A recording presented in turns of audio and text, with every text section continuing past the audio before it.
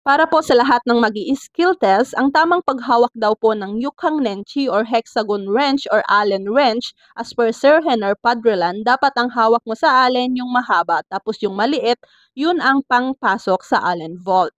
And sabay naman ni Sir James Alfred, mali ang hawak sa Allen wrench or hexagon, dapat yung handle yung long.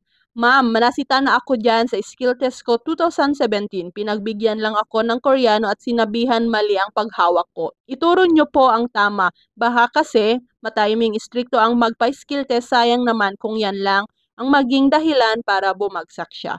So guys, sa lahat po ng mag-skill test, ito po ang gawin natin. 'Di ba L-shape po yan?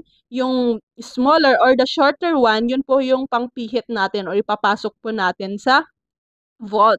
And the long one, yun po yung magsisilbing hawakan po natin, ha?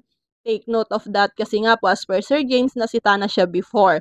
Sana po ay hindi po natin makaligtaan yan. At sana po itong comment po ni Sir James and Sir Henner ay makatulong po sa ating skill test examination. Good luck po, Hoiting Chingodil. Sana po makapasa po ang lahat at sana po ay pagpalain po tayong lahat.